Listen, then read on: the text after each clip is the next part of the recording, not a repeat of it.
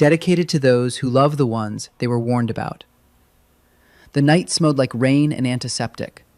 Fiora Esposito had learned, in her 4 years as a practicing veterinarian, that emergencies at 2 in the morning rarely announce themselves politely. They came in screaming, frantic owners, bleeding animals, phones ringing off their hooks. They came in the dark hours when the city pretended to sleep, when the only lights still burning in Seattle were the neon signs of clubs that never closed and the fluorescent hum of her clinic on Westlake Avenue. Tonight, she had already treated a golden retriever with a swallowed sock, sutured a gash on a tabby cat named Sir Biscuit, and rehydrated a dehydrated ferret whose owner had wept so freely that Fiora had quietly handed her 3 tissues and a cup of waiting room coffee. It was the kind of night that ran together at the edges, blurring into the particular exhaustion that only veterinarians and emergency room doctors understood. The kind where your hands kept moving, even as your mind begged for a pillow. She was refilling the coffee pot in the small break room when she heard the clinic's front door. Not the bell above it, the door itself. The way it opened told her something before she even turned around. There was a controlled urgency to the sound, the way a person pushed through who was used to moving through spaces without asking permission, without knocking first. Like someone who had never had to wait in a line in their life. Fiora set the coffee pot down and walked to the front desk. The man standing in the waiting room was not what she expected. He was tall, well over 6 feet, and broad-shouldered in a way that made the modest waiting room feel significantly smaller. He wore a dark charcoal suit, impeccably cut, the kind that cost more than her monthly student loan payment. The jacket was open, the tie loosened at the throat. His dark hair was slightly disheveled, like he'd been running his hands through it. But none of that was what stopped Fiora mid-step in the doorway between the back corridor and the front of the clinic. It was the dog in his arms. The animal was a large Italian greyhound, sleek, elegant, its fawn-colored coat marked with patches of brindle. Even at rest, it should have been graceful, built for speed. But right now, it was limp against the man's chest, its narrow head drooping over his forearm, its breathing shallow and fast. The man held it with a carefulness that seemed almost at odds with his physical presence, with the controlled, coiled tension of him, the way he stood like someone who expected the worst from every room he entered. He had tattoos. That was what she registered next. Not in the way one casually noticed ink on a stranger, but in the way she noticed them because they were everywhere. The back of his right hand, dark geometric lines that disappeared under his cuffed sleeve. The left wrist, something that looked like script, Latin maybe, visible just below his watch. His neck, the base of it, above his collar, the edge of something larger, something that spread across his chest and shoulders beneath the crisp white shirt. His eyes found her immediately. They were dark. Not warm brown. Dark, the way deep water is dark, the kind that doesn't give back light. They were bloodshot at the corners, either from exhaustion or something else entirely, and they moved over her with an assessment that was almost clinical in its efficiency. She had the sudden, irrational sensation of being catalogued. "She's been shot," he said. His voice was low, not quiet, low, like it came from somewhere deep in his chest, like it had been trained over years to carry without rising. It was the voice of a man who had never needed to raise it to be heard. Fiora's medical instincts overrode everything else in the span of a single heartbeat. "Bring her back," she said, already moving, already pulling on her examination gloves. "Exam room 2, now." He followed her without a word. She snapped on the overhead light, and he laid the dog on the stainless steel table with hands that she noticed were shaking very slightly. Just a tremor, the kind you only caught if you were watching for it. The greyhound whimpered, a soft, exhausted sound, and the man's jaw tightened. "Her name?" Fiora asked, running her hands carefully along the dog's flank. A pause. "Stella." "How long ago?" 40 minutes, maybe. I drove straight here." "From where?" He didn't answer that. She hadn't really expected him to. Her fingers found the wound. Entry on the right side, just below the rib cage. The bullet had passed through soft tissue, mercifully missing the major organs from what she could feel, but Stella was losing blood and going into shock. Fiora moved with the focused efficiency of someone who had trained for exactly this kind of controlled crisis. "You'll need to wait outside," she said. "No." The word landed like a stone dropped in still water, final, absolute, carrying an authority she recognized as bone deep. He hadn't said it with aggression. He'd said it the way people stated facts. Fiora looked up from the dog. Up close, he was even more unsettling. The angles of his face were sharp, high cheekbones, a strong jaw shadowed with 2 or 3 days of growth, a nose that had been broken at least once if she was reading the slight deviation correctly. His mouth was set in a hard line, but it was his eyes, up close, that held her. That strange, bloodshot intensity, the way they moved from her face to the dog and back again, like he was calculating risk on 2 fronts simultaneously. "I need to sedate her and operate," Fiora said, keeping her voice level. "You being in here creates a sterile field problem and a distraction I cannot afford. I need you to go sit in the waiting room, and I need you to let me work." Something moved across his face.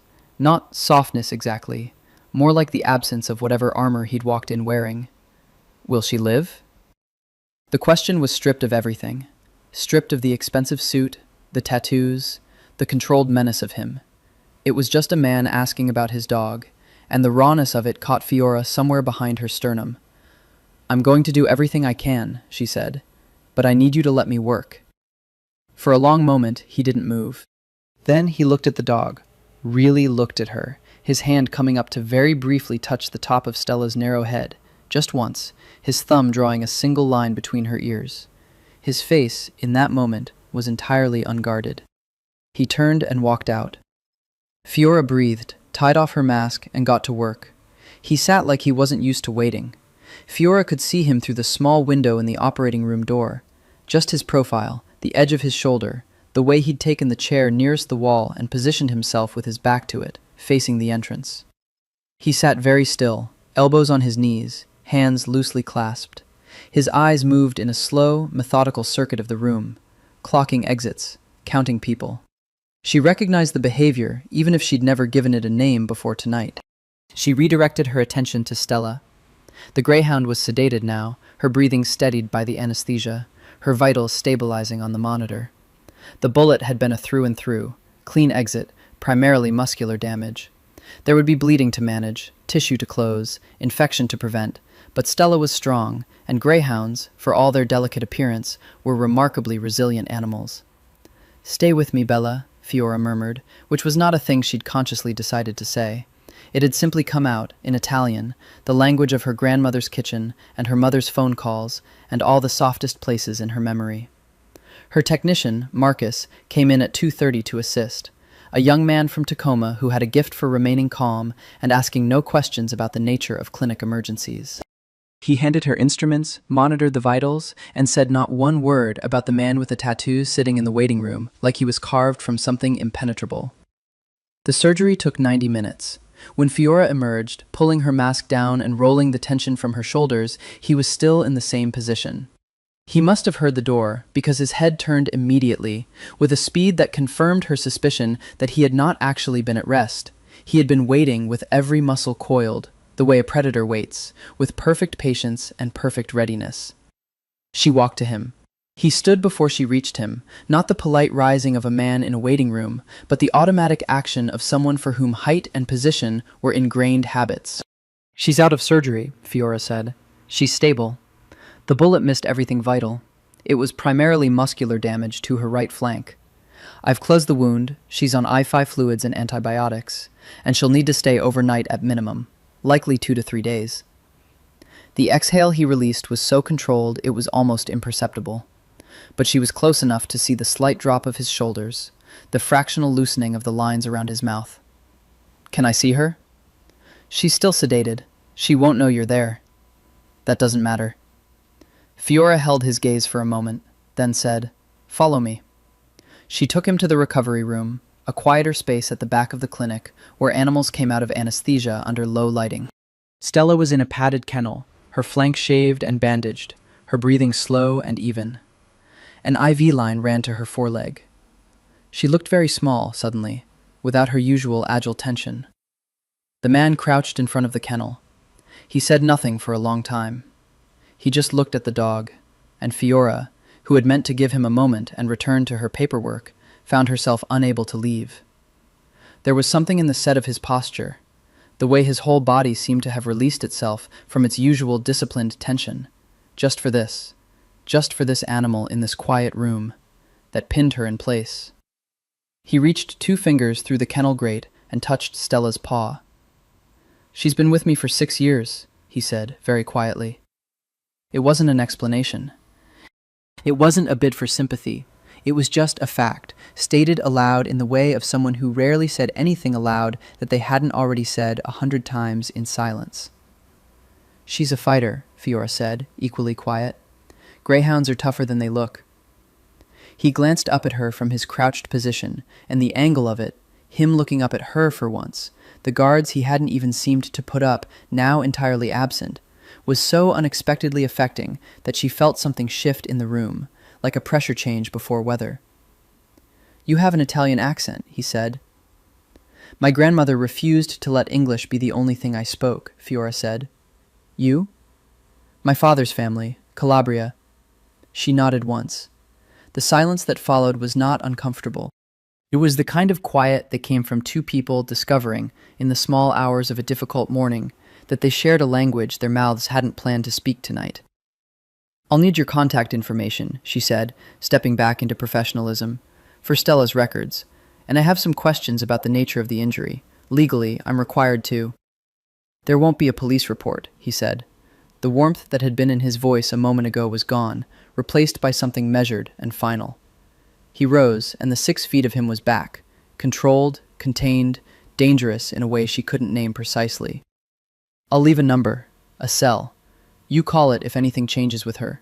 Anything at all. Any hour." The bill. He reached into his jacket and withdrew a card. Not a business card. A simple black card, matte finished, embossed with a single name. N. Falcone. He set it on the examination table beside the kennel. "Send the bill to that address," he said. "It will be paid by morning." He looked at Stella one more time. The briefest, most unguarded flicker of something that, on any other face, she might have called love. Then he straightened his jacket and walked out into the Seattle rain. Fiora stood for a long moment in the recovery room, the card between her fingers, the name pressed against her thumb. N. Falcone. She'd heard that name before. She just couldn't, in this moment, place where. She remembered by morning. It came to her in pieces, the way things do when you've been awake all night and your mind is moving through information on its own schedule. She was charting Stella's overnight vitals, coffee cooling at her elbow, when it surfaced. A conversation 2 years ago at a neighborhood association meeting. Not one she'd attended. One she'd heard about secondhand from her neighbor, an older woman named Patricia, who kept a very detailed mental map of which families in Seattle had their fingers in which pies. "The Falcones," Patricia had said, in the tone of someone imparting useful information about a weather system. "You know, they own half of Pioneer Square. Clubs, restaurants, real estate. The father was old country Calabrian. Now it's the son running things. Nero, they call him. Quiet man. Very quiet. But you hear things. You hear things." Fiora set down her pen. She had heard things. In the particular way that Seattle's Italian-American community heard things, filtered through Sunday dinners and church parking lots and the careful conversational dances of people who understood that certain names were pronounced at a specific volume. The Falcone name moved through those channels the way a stone moved through still water, creating ripples that spread far beyond the point of impact. They were organized. That was the word the older generation used when they didn't want to say the other words. Organized, connected, family. Fiora was not naive. She had grown up in the orbit of this world without ever inhabiting it. Her own family was respectable, her father an importer of Italian textiles, her mother a piano teacher. But the world she'd grown up in was adjacent to other worlds, and you learned, growing up on that adjacency, to recognize its shape even when you couldn't see it directly. Nero Falcone. She turned it over. The expensive suit, the tattoos, the way he'd stood in her waiting room like a man who made rooms arrange themselves around him. The dog shot and bleeding in his arms. The absolute certainty that there would be no police report. She looked at the black card still lying on the corner of the desk where she'd set it last night. And then she looked at Stella's chart, and at the stable vital signs of a dog that was going to be fine. And she did what she always did when personal complications threatened to bleed into professional ones. She focused on the work. Stella woke at 9 in the morning. Not dramatically. Greyhounds were not dramatic animals. She lifted her narrow head, blinked her dark eyes at Fiora, and made a soft sound that was almost inquiring, almost polite, as if asking what all this fuss was about and whether breakfast might be forthcoming. Fiora had to resist the urge to press her forehead against the kennel door. "You're going to be just fine," she said, and meant it with the full weight of her relief. She called the number on the card at 10. He answered on the second ring. "Falcone?" Just the name. Not hello. Not any of the social conventions that softened a phone call into something casual. Just the name, stated like a border. "This is Dr. Esposito," she said. "Fiora, from the clinic. Stella is awake and stable. She took some water this morning and her vitals are excellent. I wanted you to know." There was a pause, brief. Then, "Thank you." 2 words, low, and she was probably imagining this. She was almost certainly imagining this. Something in them that sounded like relief. "She'll need to stay for at least 2 more days," Fiora said, keeping her voice brisk and professional. "I want to monitor for infection. When you come to pick her up, I'll go through her aftercare instructions with you in detail. The wound will need daily dressing changes, and she can't be allowed to run for 6 weeks, which may be the most difficult part of her recovery, given the breed." A quiet sound that might, in another man, have been a laugh. "I'll send someone to—" "You should come yourself," Fiora said. "She needs to see you." Another pause, longer this time. "I'll come," he said. She hung up before she could analyze the slight quickening of her own pulse. The clinic filled with its daytime rhythms, the stream of pet owners, the ordinary emergencies, the consultations and vaccines, and the endless, essential work of caring for animals who could not explain their own suffering. Fiora moved through it with the focused competence that had made her, at 31, one of the more sought-after emergency vets in the city. But in the quieter moments between patients, she found herself thinking about tattooed hands, about the careful way they'd placed a greyhound on a steel table, about the single, deliberate stroke of a thumb between a dog's ears in what amounted to a prayer. Marcus found her at the kennel near the end of his shift. "That dog from last night," he said. "The greyhound." "Stella," Fiora said. "The guy who brought her in." Marcus leaned against the doorframe with the carefully casual air of someone who was absolutely asking. "Who is he?" "A client," Fiora said. "A client," Marcus repeated. "With those tattoos. In that suit." Marcus. Right. He pushed off the doorframe, professional discretion reasserting itself. "She's a beautiful dog, actually. When she's not, shot." "She is," Fiora agreed. After he left, she stood for a while in the quiet recovery room, watching Stella breathe, thinking about the things a city knew and the things it kept to itself. Thinking about a man who had sat all night in a waiting room, with his back to the wall. Not because he'd been asked to, but because it was simply the way he existed in spaces. She thought about the name. Nero. Black in Italian. Dark. She thought about eyes the color of deep water. Then she went back to work, which was the only sensible thing to do. He came back on the 3rd day. Fiora was in exam room 1, with a nervous Labrador named Butterscotch, and her even more nervous owner, when she heard the particular quality of silence that his arrival seemed to create. A kind of attentiveness in the front of the clinic. Marcus's voice going carefully neutral, in a way that she'd come to associate with the presence of someone whose authority was immediately apparent to a room. She finished with Butterscotch. She did not rush.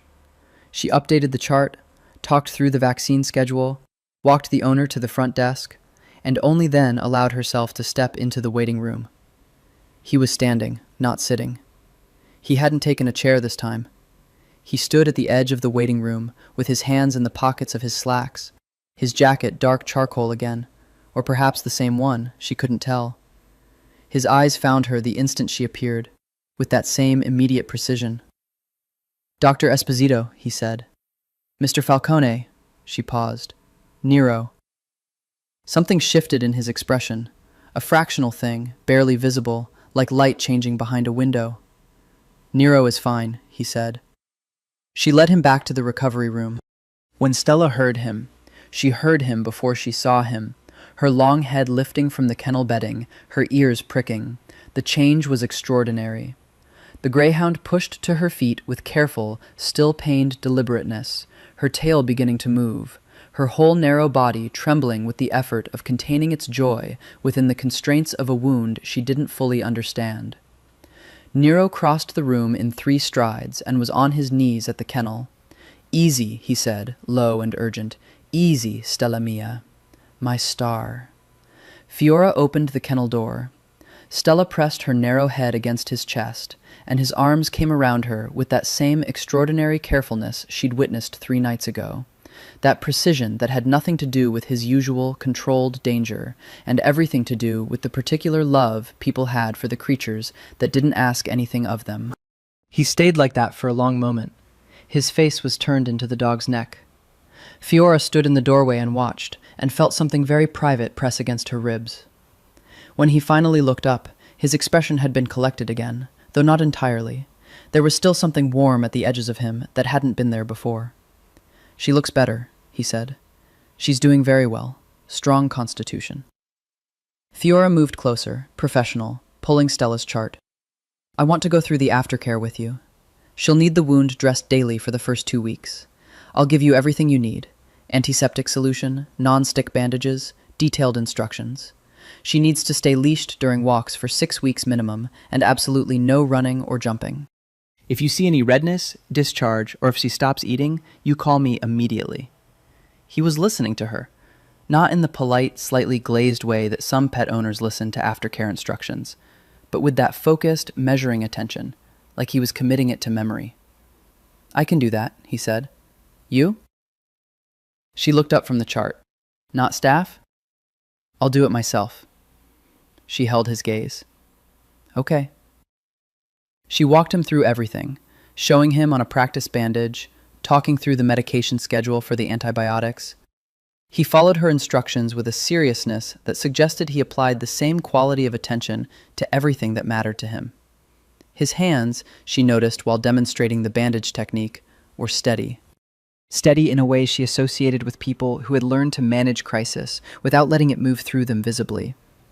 Tattooed, scarred at the knuckles, and completely steady. They were in the hallway outside the recovery room when she said, "Can I ask you something personal?" His eyes narrowed very slightly, not with hostility, with the wariness of someone who lived in a world where personal questions had teeth. "You can ask," he said. "How long have you had her, Stella?"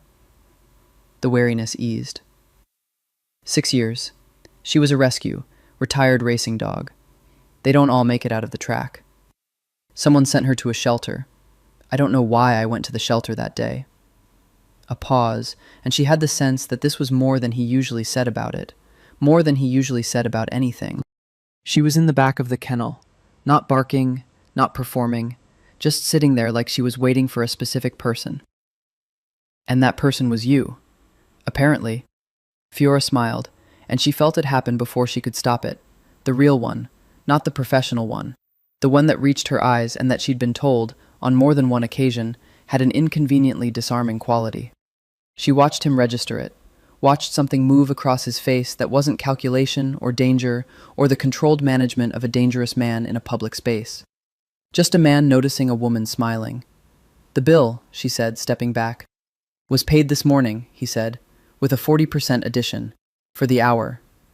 The bill was comprehensive. You didn't need—" "I know I didn't need to." He said it simply, not showing off, just establishing facts. She walked him out to the front, Stella on a gentle lead, the dog moving carefully but with visible relief at being back beside her person. At the door, he stopped. She expected him to leave, the curt, clean exit of a man who didn't linger. Instead, he turned back.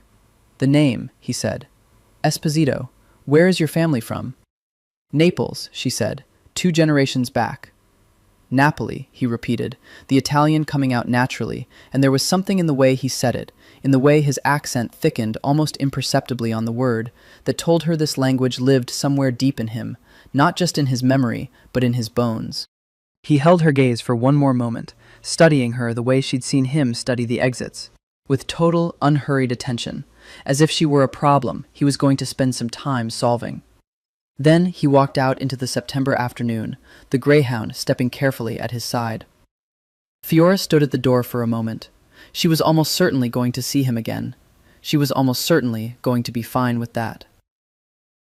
Nero Falcone's penthouse occupied the top 2 floors of a glass tower in First Hill, above the clubs and restaurants and the rest of the life he maintained in Pioneer Square, with its cobblestone streets and expensive shadows. The view was entirely Seattle. The sound, the Olympic Mountains on clear days, the city laid out beneath him like something he owned, which, in a particular sense, he did. The penthouse was not what people expected. They expected something aggressive. Heavy furniture, dark leather, the aesthetic markers of power and threat. What they found, if they were ever invited up, and very few were, was a space of spare, austere beauty. Dark hardwood floors, high ceilings. A kitchen that functioned because Nero had learned, early, that self-sufficiency was the only kind of sufficiency that couldn't be taken from you. A library that occupied an entire wall of the main room, filled with books that were read rather than displayed. And Stella's bed, positioned in a rectangle of afternoon light near the floor-to-ceiling windows, facing the sound. He'd had 2 of his men carry it up the evening she came home from the clinic, had positioned it himself, moving it 3 times until the angle of the light was right for her particular preference, which he had observed over 6 years of quiet attention. Marco, who served as his second and had known him since childhood, had watched this process with an expression of elaborate neutrality. "She can sleep anywhere, Nero." "I know where she sleeps."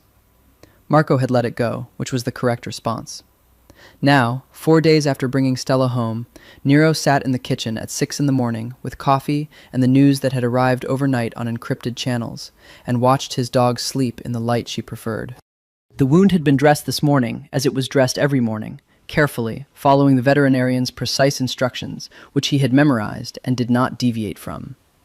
Stella bore the dressing changes with patient dignity, only occasionally casting him a look of reproach when the antiseptic stung.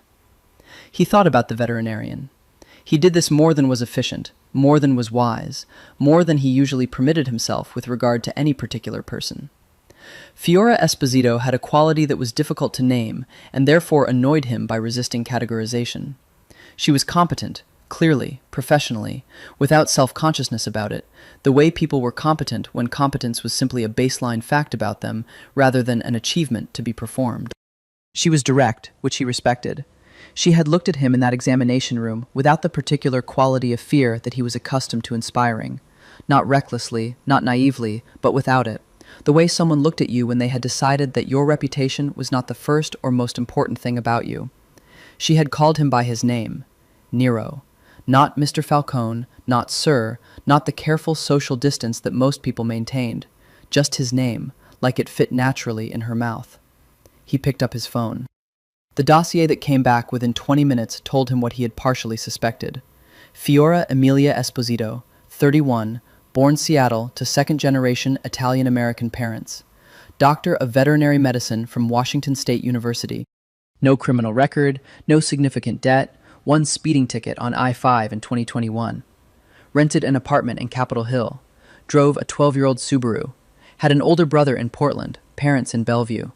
Her father had, at some point in the 1990s, done legitimate import business with a man connected to Luca Ferrante, who had been connected to the Moretti family before their dissolution. Adjacent then, not inside, just adjacent. The world his family moved through had a particular gravitational pull. People who lived near it got drawn in, 1 degree at a time, without always understanding how it happened. Nero had spent a significant portion of his adult life doing 2 contradictory things: maintaining and expanding the infrastructure his father had built, and being meticulous about who he brought into proximity with it. Fiora Esposito was not someone he should bring into proximity with it. He set down the phone. Across the city, he had a meeting in 3 hours with Dante Ricci, who controlled the eastern waterfront, and with whom his family had maintained an increasingly strained alliance. He had contracts to review, enforcers to redirect, and a situation in the Belltown distribution network that required his personal attention before it became a problem that couldn't be solved quietly. He had not, in the past 4 days, been able to stop thinking about a smile. Not a calculated smile, not the performance of warmth, the real kind, the one that appeared on her face when he told her about Stella waiting in the back of a shelter for a specific person. The smile of someone who understood exactly what that story meant about the man telling it. Stella lifted her head from her bed and looked at him. "Don't," he said. She put her head back down. He refilled his coffee and went to review the contracts, and he was disciplined about it, and focused, and efficient, and he still thought about it, the way a particular frequency of sound will persist in a room after its source has stopped. He had not survived 35 years in this world by being impulsive. He had survived it by being patient, by understanding that the most dangerous things in life were the ones that arrived not as threats, but as something that felt, without question, like recognition. He had the number she'd given him, the clinic's number, the one she'd said to call if anything changed with Stella. He had not called it, because nothing had changed with Stella. He thought about calling it anyway. He thought about that, and about discipline, and about the particular foolishness of men who thought they could stand at the edge of something and feel its pull without eventually going in. Then he turned back to his contracts, for now. The meeting with Dante Ricci took place at noon in a private room above a restaurant in Pioneer Square called Scura, dark in Italian, which was one of 3 restaurants Nero owned and ran through legitimate subsidiaries, the way his father had taught him to layer things, legitimacy over infrastructure, legal over operational, the visible world laid carefully over the invisible one. Scura did a very good lunch. Dante Ricci was 43, silver-templed, handsome in the way of men who had always used their appearance as a tool. He had the easy manners of someone raised to understand that social grace was a form of strategy, and his suits were almost as good as Nero's, though not quite. He arrived with 2 men, which was protocol. Nero arrived alone, which was a different kind of statement. They ate. They spoke about the waterfront. They spoke, carefully and obliquely, about the disruption in the Belltown network, which both of them knew had originated in Ricci's territory, and neither of them said so directly, because directness at this level was a weapon deployed selectively and with intent.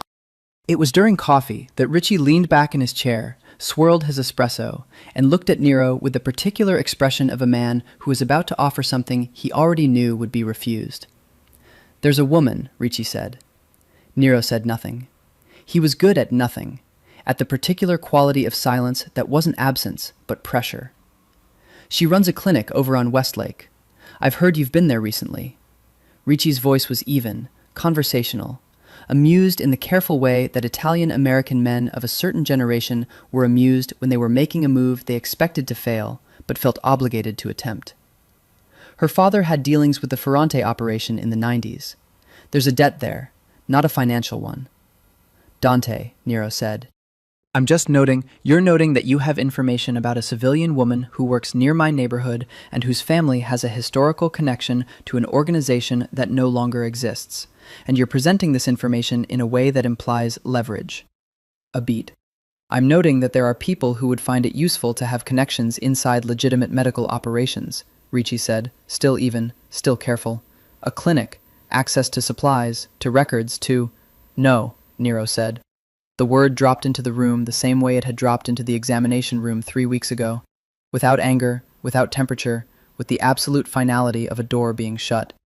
Ricci studied him across the table. "You haven't even asked who she is," he observed. "I know who she is." A pause. Something moved through Ricci's expression, something that recalculated and arrived at a new position. "Already," he said. "We've met," Nero said. "Through her clinic. Nothing more." He set down his espresso. "She's not available for recruitment, for leverage, or for any other operational purpose. If her name comes up in any operational context again, I'll want to know why." It wasn't a threat. It was an announcement of a policy. Ricci studied him for another moment, then nodded with the gracious concession of a man filing information for future use. Understood. They finished the meeting talking about other things. Nero drove back to the penthouse in the gray Seattle afternoon with his hands on the wheel and his mind running a clean, cold line of calculation. Ricci's information network was better than Nero had credited. The fact that he knew about the clinic, about Stella presumably, about the emergency visit, meant that either someone in Nero's own circle had talked, or Ricci had resources in his neighborhood that he hadn't previously accounted for. Neither was acceptable. He called Marco from the car. "The Belltown situation," he said. "I want the source identified by tomorrow. Not managed, identified. I want to know whose hand is on it." "Done," Marco said. "Nero." A pause. "Ricci's people have been asking questions in Pioneer Square. About the clinic on Westlake." "I know. You want? I'll handle it." He ended the call. The fact that Ricci had known about Fiora, had named her, had assessed her as useful, had brought her into a conversation that constituted the outer edge of a territorial negotiation, had done something to the cold calculation of Nero's mind, had introduced a variable he didn't like, had made something tighten in his chest with a particular, deliberate chill that had nothing to do with operational concern. She didn't know any of this. She was on Westlake Avenue, in her clinic, treating some family's beloved dog, completely unaware that her name had just been spoken in a room that was dangerous in specific and particular ways. He needed to call her. Not because of Stella. Not exactly. He needed, and this was the word that sat uncomfortably in his chest, because it was not a word he used often. He needed to know she was all right. He pulled out his phone. He sat in the car for a long moment, the Seattle rain starting against the windshield, the city moving past in its gray, beautiful indifference. He called. She was in the middle of stitching a minor laceration on a Shetland sheepdog named Copernicus when her phone buzzed in her coat pocket. She let it go to voicemail. No phone during procedures. That was a rule she kept without exception. Marcus could handle whatever it was. But when she came out of the exam room 20 minutes later, Marcus was looking at her with an expression she hadn't seen on his face before. A careful, deliberate absence of expression that, she was learning, was what his face did when Nero Falcone was involved. "Someone called for you," he said. "Personal line." "Who?" He didn't give a name, Marcus paused. He had a voice, though. Fiora took her phone out. One missed call, the number matching the one on the black card. No voicemail, just the call, like a stone thrown to test if the water was there. She went to the break room, poured coffee she didn't need, and called back. He answered on the first ring this time. "You were with a patient," he said immediately, not a question. "Yes," she sat down. "How's Stella?" "Good. Better every day." A pause, the measured kind, the kind he used the way other people used words. "I wanted to ask you something." "Ask." "Does anyone else know about Stella's treatment? About the specifics of what happened? How she came in? The nature of the injury?" She felt the texture of the question, layered, purposeful. "Clinic records are private," she said carefully. "My staff are professional and discreet." "Why?" "I need to know if there's been any external contact. Anyone asking questions about you, about the clinic." A beat of cold clarity. "No," she said. "Not that I'm aware of. Should I be expecting someone to?" Another of those precise silences. "Probably not," he said. "I'm being cautious." "About me?" "About people being cautious about you." Fiora held the phone for a moment, thinking. She had grown up adjacent to this world. She understood, in the abstract, how information moved through it, how people became points on a map that other people used for navigation. She was not, she told herself, afraid. She was something else, something more complex than afraid. "Nero," she said. "Yes." "What is it that you actually do?" The silence this time was different, more textured. She could hear him breathing, very slightly, and the distant sound of a city moving outside a window. "You already know," he said. "I know what people say." "And?" She thought about the waiting room. about the way he'd sat with his back to the wall and his eyes on the door, about the fact that his dog had been shot and there would be no police report, about a card that said only his name. The things people say, she said, are about a specific kind of person, and the person I've seen, the person who drove through the rain at 2 a.m. holding a bleeding dog and sat in a waiting room all night and memorized wound care instructions like they were codes, is also a specific kind of person. She paused. I'm trying to figure out which one is real. A sound that was not quite a laugh, very low, very quiet. They're both real, he said. That must be complicated. Every day. The honesty of it was so unexpected, so unadorned, that she felt it like a small impact. No deflection, no performance, just, yes, it is, every day. How is she, really? Fiora asked, meaning Stella, meaning this was a safe thing to talk about when everything else felt edged. She tried to chase a sparrow on the balcony this morning. His voice shifted, not dramatically, but the edges of it softened in a way she was already beginning to learn to recognize. I had to catch her before she pulled the suture. Please do not let her run, Fiora said, professionally appalled. 6 weeks, Nero. 6 weeks minimum. I know, I was fast. She is faster. She's always been faster, he said, and there was something in it, affection, rueful and unguarded, that made her smile again, the real one, the one she should probably learn to be more careful with. I'll schedule a follow-up for next week, she said. Suture removal and wound check. Fine. A pause. Fiora. Yes. If anyone comes to the clinic asking about me, about my visits, about anything connected to the night Stella came in, call me before you say anything. She was quiet for a moment. Am I in some kind of danger? No, he said. Then, not if I'm doing my job. The chill of that, of being told, plainly, that his job included keeping her safe from something she didn't fully see, should have ended the conversation. Should have sent her in the direction of common sense, of the knowledge she'd had since that first morning, the name, the world it belonged to. Instead, she said, Thank you. Don't thank me. Why not? Because I'm partially the reason caution is necessary. He said it without self-pity, without drama, just honesty, the kind that costs something. After she hung up, she sat in the break room with her cold coffee and let the conversation settle. This was, she thought, an exceptionally poor time to be developing any kind of feeling for a man who opened phone calls with questions about operational security.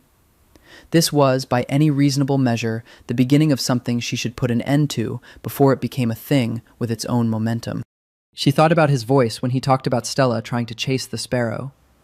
She got up, went back to work, and called the phone on the counter twice more throughout the day to make sure it was working. The follow-up appointment was on a Tuesday. Fiora had, at 8 a.m. that morning, told herself she was approaching it with complete professional equanimity. She had other appointments. She had 3 wellness checkups, a dental cleaning for a very ancient basset hound, and a nutrition consultation for a family of 4 with a severely overindulged beagle. She was busy and professional, and whatever she had been doing when she checked her phone 3 times before 9 o'clock in the morning was entirely unrelated. He arrived at 11, exactly on time, Stella on a leash that he held very loosely, the way you held a leash when you trusted the animal completely. He was dressed differently today, dark jeans, a dark sweater that fit with the same precision as his suits, as though someone had made a careful study of how to put clothes on this specific set of shoulders. His hair was slightly damp from the rain. He looked, somehow, more himself than he had in the suit, more dangerous and less armored at the same time. Dr. Esposito, he said. Right on time, she said. She took them to exam room 2, the same room as that first night, she realized, and by the slight change in the angle of his head, he had realized it too. Stella was a model patient. The greyhound stood on the examination table with the composed, slightly lofty dignity of an aristocrat submitting to a necessary medical formality, her long neck curved so she could observe Fiora's work with one dark eye. The wound was healing beautifully. Clean, pink, new tissue at the margins, no sign of infection, the sutures intact and ready for removal. She's been an excellent patient, Fiora said, doing the work, her hands moving with the particular focus that Nero, she noticed from her peripheral vision, watched with unblinking attention. Daily dressings? Every morning, as instructed. You've been doing them yourself the entire time? You said she'd do better with familiar hands. She had said that. She hadn't expected him to remember every word. She looked up. He was closer than he needed to be, not inappropriately, but close, watching her work on the dog. And this close, she could see the detailed geography of the tattoos on his hands, intricate lines and shapes that resolved, up close, into the kind of work that took hours and hours to put on skin, that required a particular dedication to permanence. "Can I ask what they mean?" she said, nodding at his hands. "The tattoos." A brief stillness, not the guarded kind, the considering kind. "This one," he said, turning his right hand so she could see the back of it, a geometric pattern, complex and precise, "is for my mother. She died when I was 9. She liked patterns. She would trace them. Tiles, fabrics. She found order in geometry." He said it plainly, without performance, without the particular over-casualness with which people mentioned trauma they'd polished into social acceptability. "I'm sorry," Fiora said. "This one." He held out his left wrist, the Latin text, "Dum spiro, spero." "While I breathe, I hope." His mouth curved fractionally. "My grandfather's favorite. He repeated it constantly. I thought it was sentimental when I was young. Now I understand it." "And the ones on your neck? Your chest?" Something shifted in his expression. Not closed. She was learning the difference between his closed and his open, but private. "Those," he said, "are about other things. Things you don't talk about." "Things I earned," he said, which was not the same thing. Fiora finished the suture removal, cleaned the wound one final time, and gave Stella a small treat from the jar she kept on the counter. The greyhound accepted it with immense grace. 4 more weeks of restricted activity, she said, stepping back into clinical mode because it was safer there, because the space between them in this room was complicated enough already. She can do short walks, 10 to 15 minutes, flat ground, no stairs if you can avoid them. At the 6-week mark, bring her back and we'll clear her for normal activity. 6 weeks, he said. I know it's frustrating for her. It's frustrating for both of us. He looked at Stella. She usually runs with me in the morning. The image of him running with a greyhound through a grey Seattle morning was unexpectedly vivid and, she thought, not something she'd been asked to picture. Does she always keep up? She asked. She doesn't keep up. She runs ahead and waits for me to catch up. A pause. She's always been kinder to my ego than the facts warrant. Fiora laughed. Actually laughed, quick and genuine, and he looked at her when she did it, with an expression she couldn't entirely read, except that the darkness she'd come to associate with him was, in this moment, not dark at all. I'd like to take you to dinner, he said. The shift in the room was seismic and immediate, and neither of them pretended it wasn't. Nero, I know what I am, he said. I'm not asking you to pretend I'm something else. I'm asking if you'll have dinner with me.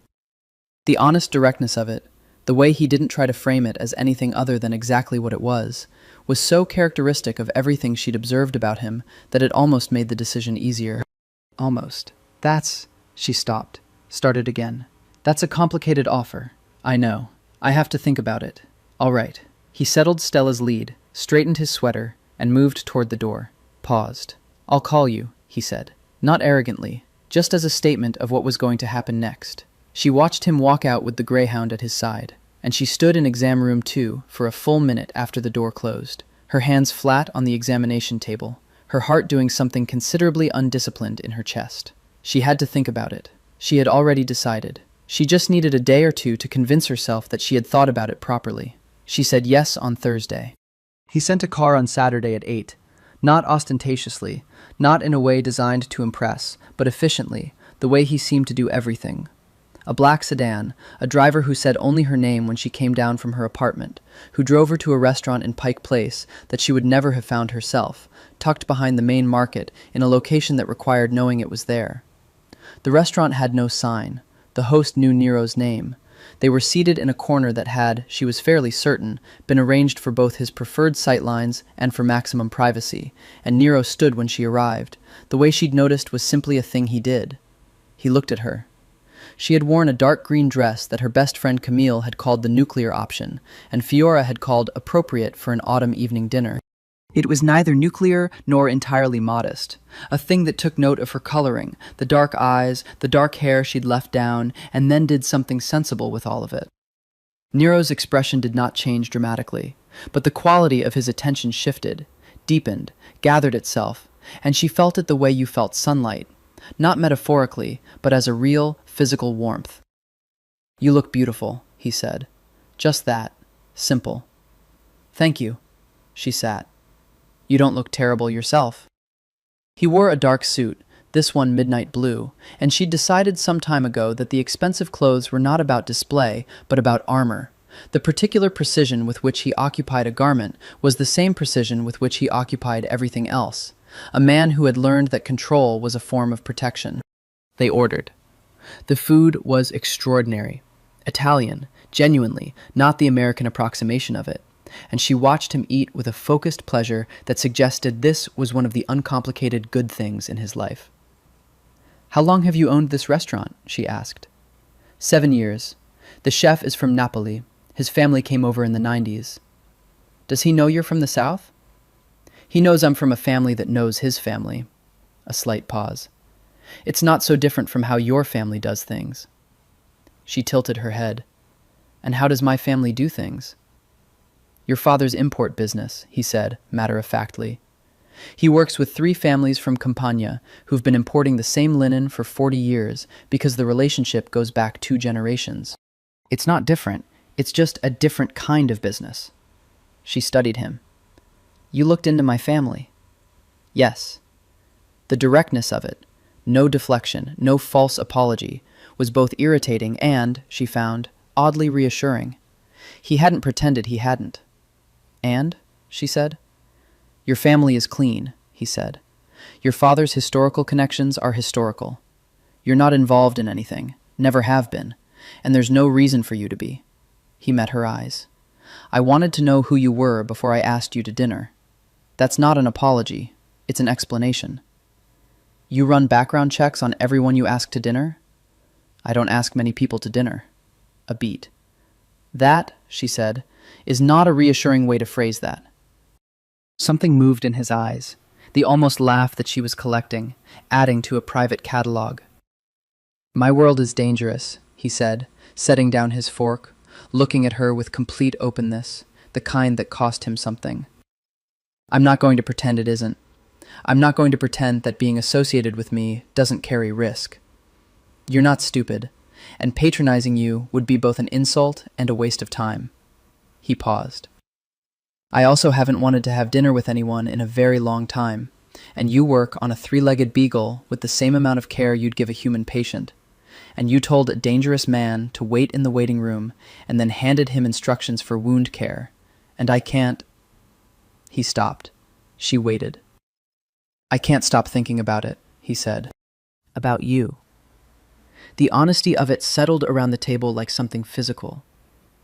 "This is the part," she said carefully, "where I'm supposed to be sensible." "I know. And list the reasons this is complicated." "I know all the reasons," he said. "I've made the list, multiple times." She looked at him across the candlelit table, this man who was everything she'd been warned about, by implication if not by name, who had walked into her clinic at 2 in the morning with a dying dog, and had been, in the quietest room of herself, exactly what she'd recognized, somehow, as familiar. "I'm not afraid of you," she said. "I know that too. But I need you to understand something." She held his gaze.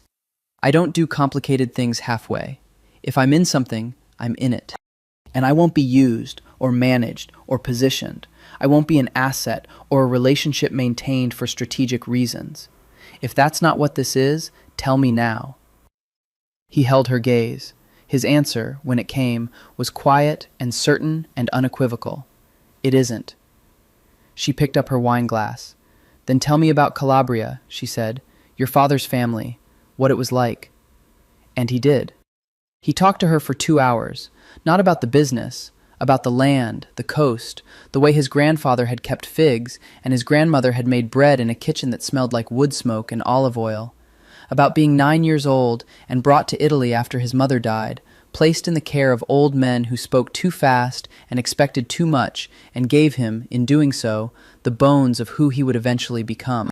He talked about Stella, really talked, in a way she suspected he didn't do often, about the specific quality of trust you felt for an animal that had chosen you. She told him about Naples by proxy, her grandmother's stories, about deciding to become a vet at age 7 because of a dog that had been hit by a car on her street that no one had known what to do with, and she had been the one who had stayed with it. "You stayed," he said, "until the owner found it. 3 hours. I held its head in my lap. I was 7 years old and completely certain it was the most important thing I'd ever done." He looked at her for a long moment. "It probably was," he said. She decided in that moment that she was completely and very likely irretrievably in trouble. October arrived with its full weight of Pacific Northwest gray, the kind of month that turned Seattle into a city of interiors, of lamps lit at 4 in the afternoon and coffee always brewing, and rain so constant it ceased to be weather and became atmosphere. Nero called every evening. Not for long. He was not a man who used words to fill space, but the calls became a rhythm, a thing she found herself adjusting to in the way you adjusted to a tide, noting when it was absent, aligning yourself unconsciously to its schedule. They had dinner twice more in those first 2 weeks. Once at Skura, his restaurant, where she met the chef, a small, wiry Neapolitan man in his 60s who called her Signorina and made a 3-course tasting menu that wasn't on any written menu and said more about care than any words could have. Once, at her insistence, a restaurant she'd chosen, a small Thai place in Capitol Hill that had mismatched chairs and remarkable green curry, and was the kind of place that had nothing to do with his world and everything to do with hers. He had looked at the mismatched chairs with an expression she was becoming fluent in, the one that meant something was unexpected but not unwelcome, and had eaten the green curry with complete, focused pleasure. "This is better than it has any right to be," he'd said. "That's what places without reservation systems are like sometimes," she'd said. "They only care about the food." He'd looked around at the other tables, students, couples, a birthday party in the corner, and something in his face had softened in a way she was carefully storing, the way you stored things you knew were rare. Between the calls and the dinners, there was the texture of his actual life inserting itself around the edges. Calls that ended abruptly when something else required his attention. A Tuesday dinner rescheduled with an apology that was as spare and direct as everything else about him. 3 words texted, not a call. Something came up. Once, a different text that simply said, "All fine," which she'd come to understand meant he'd anticipated she might worry. She had not liked how right he'd been about that. She asked him, on their 3rd dinner, about the organization, about how it worked, how he'd come to lead it, what it looked like from inside. She asked it because she decided that not asking was not protection, but pretense, and she was not interested in pretending. He had studied her for a long moment across the table. "My father," he said, "built something out of relationships. Loyalty, debts, favors, protection. The old architecture. He was a man of his generation and his geography, and he built it with absolute authority and a particular kind of ruthlessness that the era required. And you?" "I inherited it at 26 when he had his first stroke. By the time he died, 3 years later, I'd already changed most of the structure." He turned his wine glass slowly. "Not the fundamental nature of it. That you can't change from inside. But the architecture, the way it functions, the direction of force. You're more careful than he was. I'm more controlled." He looked up. "Careful implies hesitation. I don't hesitate. I calculate." "What's the difference?" "Hesitation is fear in disguise. Calculation is just math." She thought about that. "Does it bother you?" she asked. "The things that require calculation instead of conscience?" His jaw set very slightly, and she had the sense she'd hit something with unexpected precision. "Yes," he said. One word, the most unadorned and uncomfortable thing she'd heard him say. "But you do them anyway." "I do them in a way that limits collateral damage, to people who don't choose to be in this world." He looked at her. which is why I told you what I told you at the first dinner. I don't bring the uninvolved into the operational field. But I'm here, she said. You're here because I chose to sit across from you in a restaurant and tell you the truth about who I am. His voice was low, controlled. That is personal, not operational. I keep those things entirely separate. Is it possible to keep them separate indefinitely? I have for 10 years. She held his gaze. You've also never brought anyone to dinner in 10 years. A pause. Something moved across his face. No, he said, I haven't. The conversation shifted after that, not away from the weight of it, but into something more personal, more textured, the particular vulnerability of two people who were telling each other things that mattered. She talked about the difficult parts of her work, the animals she couldn't save, the losses that settled into you quietly and stayed. He talked about Stella with the kind of openness she'd only ever seen him have with the dog directly. It was late when he walked her home. He'd insisted on walking from the restaurant. This had surprised her, this man who moved through the city in a black car with a driver. But he walked easily, with the particular bodily confidence of someone who was comfortable in urban space, who knew every exit and every point of elevation. At her building's door they stopped. There was a moment. He was looking at her with that focused, gathering attention, and she was very aware of the rain, the lamplight on wet pavement, the particular quality of autumn city air. "Good night," he said. "Good night," she said. He didn't move. She didn't move. Then he reached up and tucked a strand of rain-damp hair behind her ear, very slowly, very carefully, a gesture of such restrained tenderness from a man of such controlled power that she felt it in her spine. "Good night, Fiora," he said again, softer. He stepped back, walked away, didn't look back. Not because he didn't want to, she suspected, but because looking back wasn't something he permitted himself. She stood in the rain for a moment, her hand pressed against her own cheek where the warmth of his fingers had been. She went inside. She did not sleep for a very long time. The call came on a Thursday night at 11:15. Not from Nero. That was the first thing she noticed, that the number was Marco's, a number she'd been given 2 weeks ago with the explanation that Marco was his second and she should answer if Nero was unavailable. She'd stored it without comment. "Dr. Esposito?" Marco's voice was even, professional. "There's been an incident. Nero is fine. Stella is fine. But we have a situation that requires your professional assistance." She was already moving toward her shoes. "What kind of situation?" A pause. "Not the dog. A person. One of our people has a significant wound that can't be treated at a hospital." She stopped.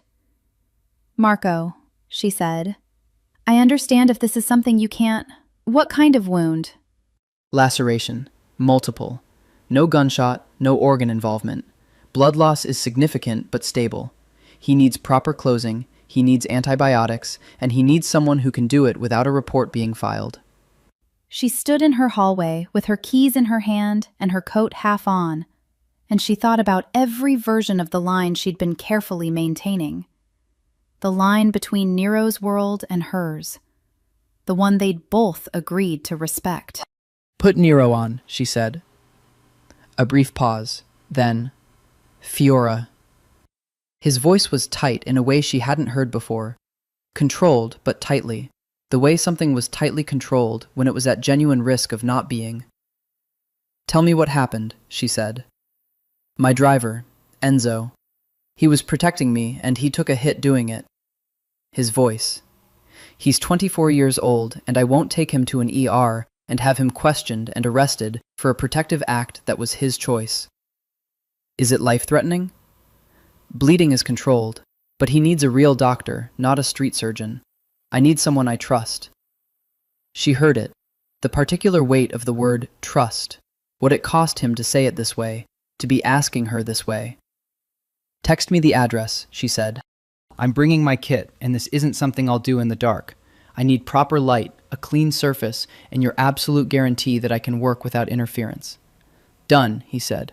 "All of it."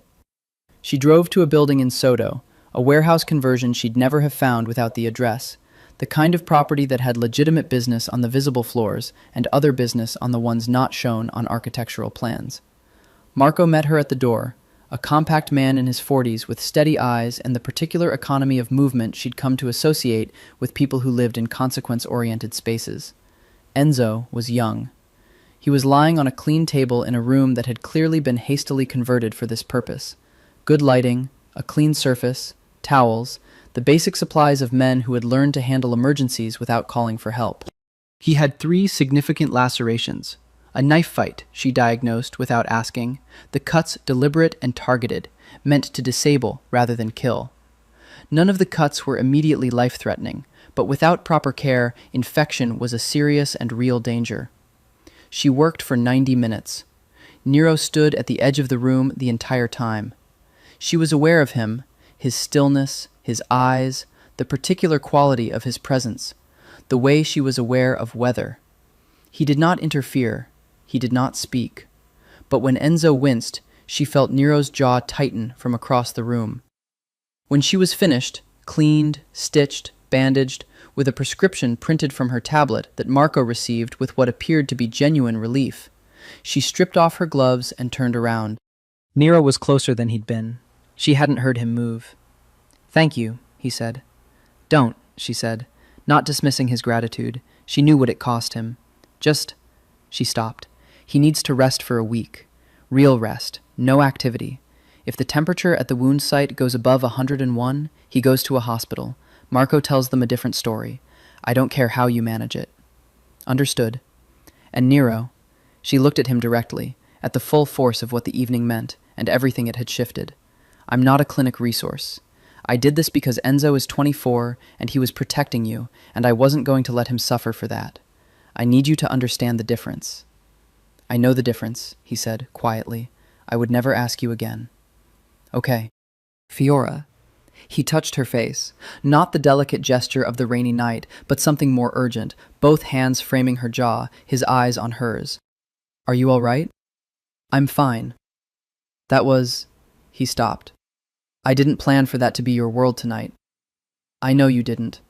He was very close. His hands on her face were warm, and she could see, in his dark eyes, everything that was being held back by the controlled precision of him, concern and anger at the situation, and beneath all of it, the particular terrifying sincerity of someone who was starting to feel things they hadn't prepared for. "Come back to the penthouse," he said. "Tonight. I don't want you driving home alone at—" He glanced at his watch. "1 in the morning. I have guest rooms. Multiple." "You don't have to, Nero. I'm not asking you for anything except to let me know you're safe." She looked at him, at the controlled intensity of him, the fractional vulnerability underneath it. "Okay," she said. The penthouse was everything and nothing like she'd imagined. She'd half expected something dark and theatrical, all power and intimidation made spatial. What she found was a high, spare space with a quality of hush to it, the kind that belonged to rooms where one person lived alone and organized the space around their own specific rituals. The kitchen was clean and used. The books were real, the spines cracked with reading. A piano she hadn't expected, black, upright against the far wall. Sheet music on the stand. "You play?" she said. "When I can't sleep." He was in the kitchen, already moving with the ease of a man in his own space, and she noticed that even here, in his home, in the small hours of a difficult night, he moved with the same controlled precision. He put a kettle on. "Chamomile," he said, not a question, "after a night like that." She sat at the counter. Stella appeared from the hallway, the greyhound moving carefully, her wound nearly healed now, her long body carrying its characteristic grace. She went directly to Fiora, pressed her narrow head against her knee, and Fiora's hand went automatically to her ears. "She likes you," Nero said. "I saved her life. She has the good sense to appreciate it. She's selective about who she accepts." He set mugs on the counter. "She growls at Marco. She has excellent taste." Something in his expression, warm, fractional, real. She looked around the space. The books, Italian poetry, philosophy, American crime writers, a section of veterinary medicine that was clearly recent, clearly procured because of Stella's situation. The art on the walls, not ostentatious, not expensive display pieces, but specific, personal choices. A painting that looked like the Calabrian coast, the steep terraced cliffs, and the olive green sea. Is that from your grandfather's town? She asked. He looked up from the tea. You can tell? My grandmother had photographs. Same quality of light, that particular Mediterranean silver. He looked at the painting for a moment. He sent it to my father when my father came to America. To remember what you're connected to, he said. Where the real things are. Do you miss it? Italy? I've never really been back. Not since I was 9. He paused. It's like missing a language you never quite learned. You feel the absence without being able to name exactly what you've lost. She wrapped her hands around the tea mug. Why did you become this? She asked softly. Not accusatory, genuinely asking. The way she'd learned was the only way to ask in things that mattered. Directly, without softening, because he received directness better than gentleness. He was quiet for a moment. I was good at it, he said. That's the honest answer. When my father got sick and I stepped in at 26, I was good at it in a way that surprised even me. The strategy, the management of consequences, the way it required you to be 3 moves ahead of everything. You could have been good at other things. Yes, he met her eyes, but I wasn't other things. I was this. He turned the mug between his hands. My father built something, hundreds of people whose families depend on the stability of that structure. I don't know how to abandon it without knowing what falls when it falls, so I don't. That's a weight, she said. It is, he said, simply. Yes. They sat in the quiet kitchen, the rain against the floor-to-ceiling windows. Stella settled at their feet, the city below in its permanent half-sleep, and Fiora thought about all the ways a person arrived at the life they were living. Not through a single dramatic choice, but through a series of smaller ones, each one sensible in its own moment, each one moving you further in a direction until the distance from the start was too great to calculate. Fiora, he said. She looked at him. He had turned toward her on the counterstool, his knee against hers, and he was looking at her with the full force of whatever it was he usually kept carefully distributed across the controlled landscape of his expression, all of it gathered and directed and very much present. I want to be honest with you about something, he said. Okay. I'm not good at this. He said it with the same flat certainty he brought to everything, but underneath it was something genuinely raw. I've spent 15 years getting very good at not needing people. It's more efficient. It's safer for everyone. He paused. I don't know what to do with you. And I mean that in the most specific way. I've been trying to figure out where to put you in the architecture of my life, and I can't do it. And I don't know if that means I should stop seeing you, or if it means... Stop, she said. He stopped. She looked at him for a long moment. Then she reached out and put her hand over his on the counter. Just that, just her hand over his, the tattoos and the scars and the steadiness of him under her palm. You don't have to put me anywhere, she said. I'm not part of your architecture. I'm a person sitting in your kitchen at 1 a.m. That's all. He looked down at her hand on his. That's not nothing, he said. I know, she said, but it doesn't have to be a calculation. He turned his hand under hers, slowly, until his palm was against her palm. His fingers curled around hers. Okay, he said. They sat like that for a long time, the rain and the city and the dog at their feet, and no one said anything, and it was enough. The problem with Dante Ricci was not that he was dangerous. Dangerous men were, in Nero's world, simply the environment. The problem was that he was specifically and purposefully interested in Fiora. It came to Nero's attention in pieces, through channels he'd had open since the first meeting. A man asking questions in Capitol Hill, near her apartment, near the clinic.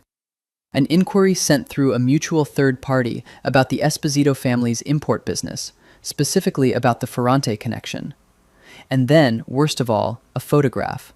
Fiora leaving her apartment on a Tuesday morning, her bag over her shoulder, taken from some distance but taken with intention. He had the man responsible for the photograph in front of him for approximately 8 minutes.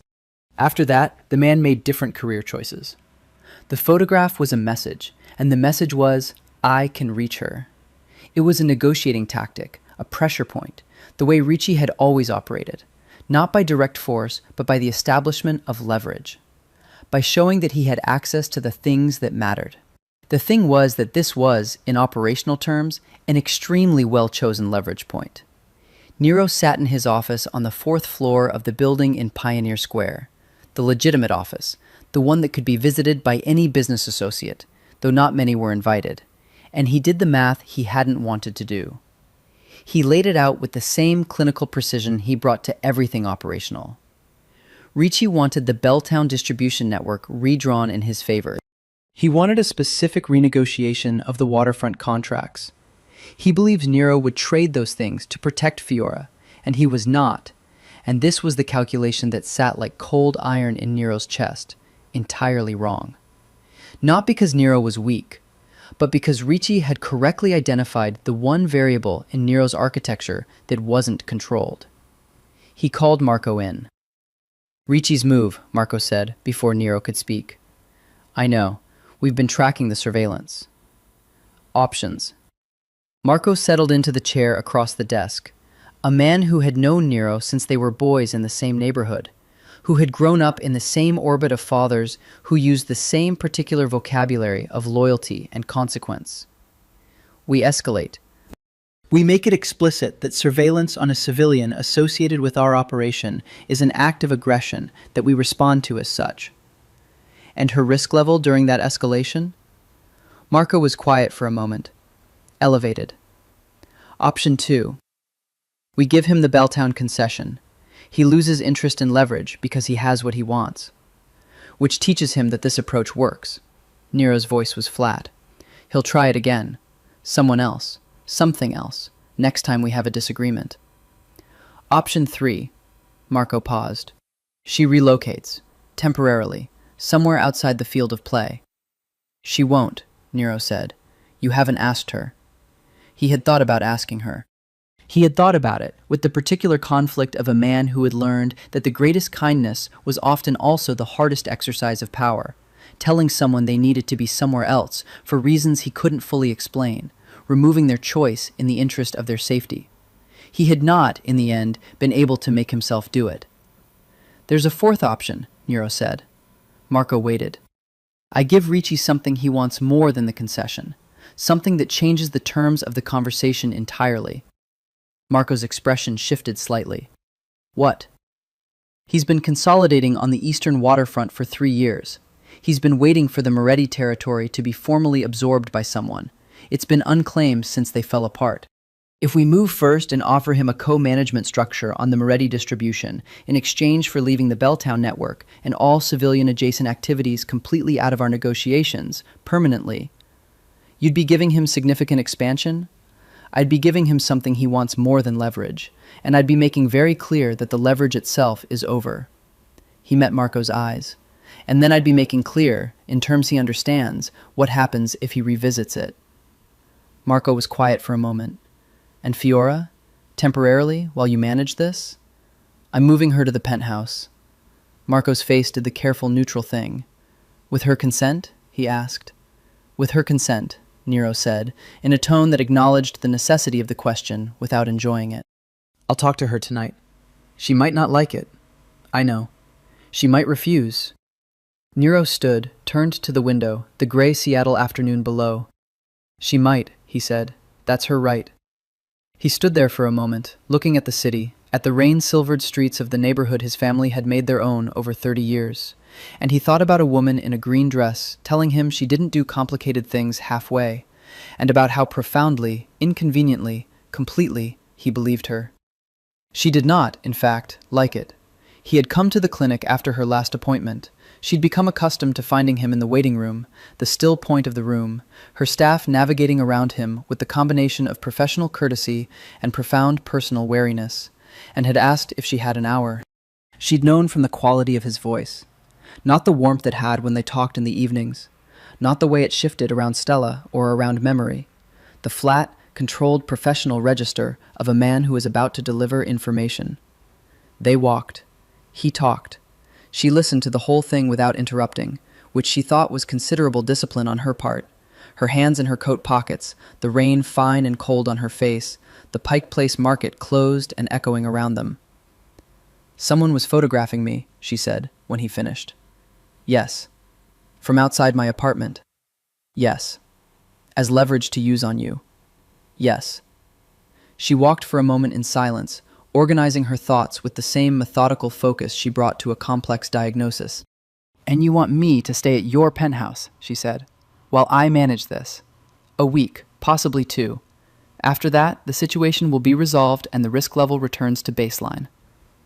What is baseline? Extremely low. Background noise of being known to be associated with me. He paused. Something I should have told you about earlier. I didn't because I thought... You thought you could manage it without involving me. A pause. Yes. She stopped walking. He stopped beside her. The market was a cathedral of iron and wet wood around them, the sound visible at the end of the street, gray and heaving. "Nero," she said. "I know. That's not how this works." She turned to face him. "If we're doing this, whatever this is, I'm not a civilian you protect from information. I'm a person who makes informed decisions about her own life." She held his gaze. "You don't get to calculate my risk on my behalf without telling me." Something in his jaw tightened, not with anger, with the particular tension of someone who recognized a fair point and was in the process of absorbing it. "You're right," he said. The simplicity of it, no defensiveness, no counter-argument, was so characteristic of him that she felt the anger deflate. "I don't want to move into your penthouse," she said. "It's my home, my clinic, my life." "I know that."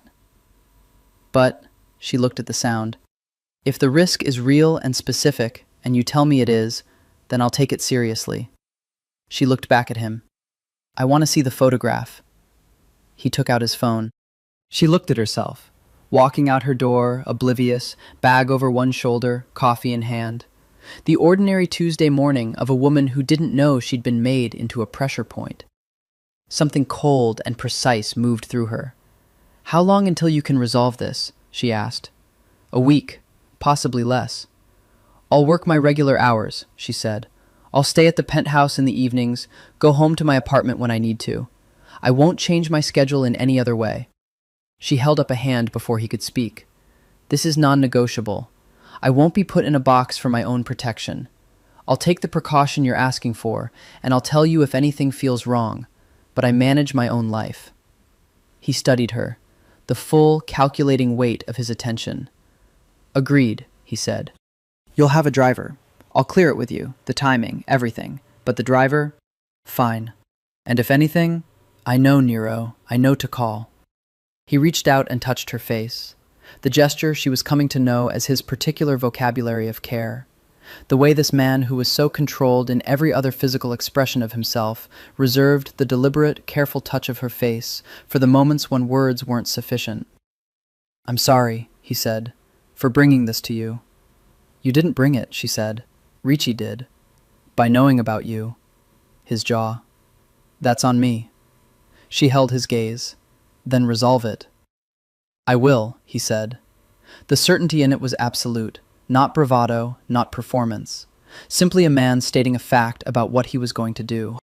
That night, she packed a bag for the penthouse and drove over in her own car, without the driver, because she was going to maintain at least that specific independence. And Nero had met her at the lobby and taken her bag without comment, and she had decided this was a reasonable compromise. Stella had been ecstatic, pressing against her legs the entire elevator ride. "She missed you," Nero said. "She missed fresh eyes and sympathy," Fiora said. He had given her the guest room closest to the kitchen. She'd noticed, without comment, that it had been prepared. Fresh flowers on the dresser, the particular chamomile tea she preferred in the small electric kettle on the nightstand, and a new lock on the door with a key that he handed her without ceremony. "For privacy," he said. "The key is yours." It was such a small thing. It was not a small thing at all.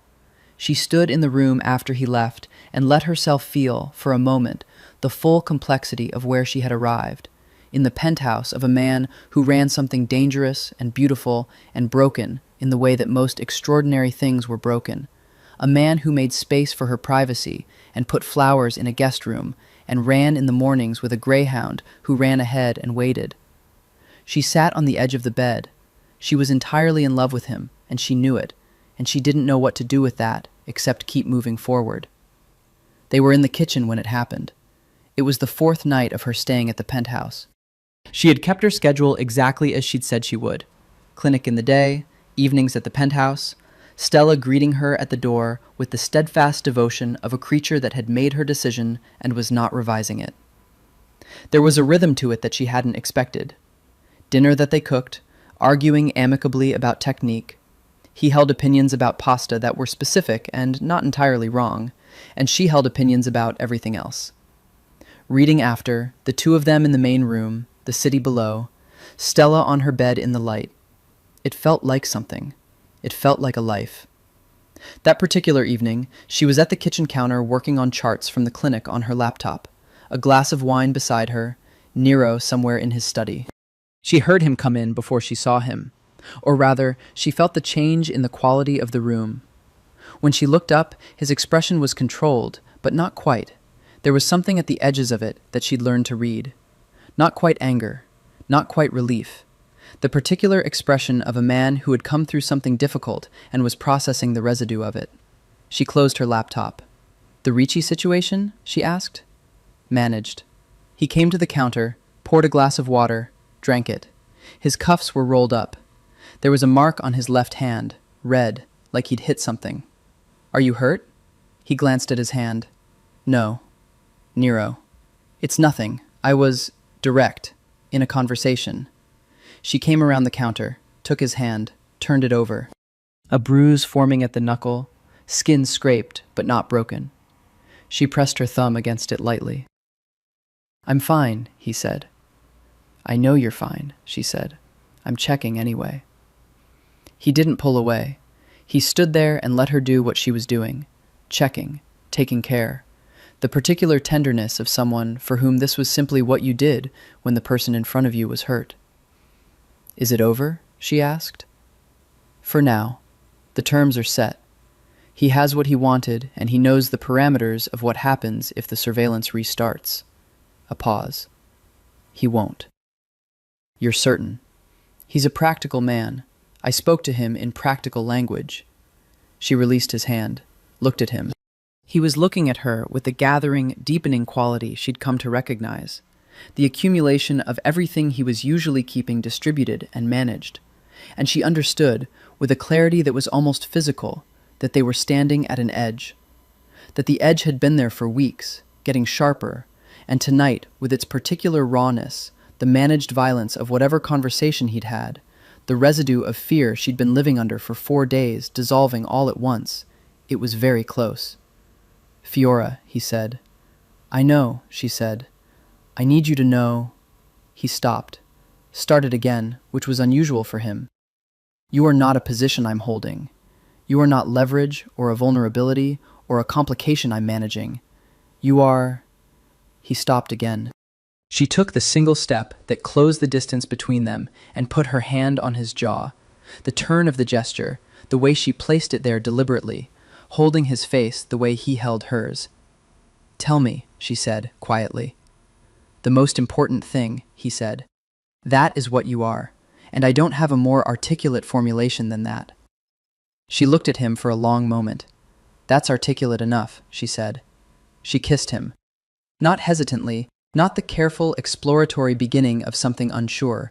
She kissed him with the full certainty of a woman who had made her decision and was not hedging it, and he responded the way she'd known he would, the way everything about him suggested he would, with complete, focused, undivided attention, his hands framing her face and then moving. The control of him giving way to something that had been held tightly for weeks, his arms pulling her against him with a care that contained, beneath it, an intensity that made the entire controlled surface of him irrelevant. It was nothing like she'd expected, and exactly what she'd known. Both things, somehow, true at once. When they finally separated, both slightly unsteady, the rain was heavier on the windows, and Stella was regarding them from across the room with an expression of regal approval.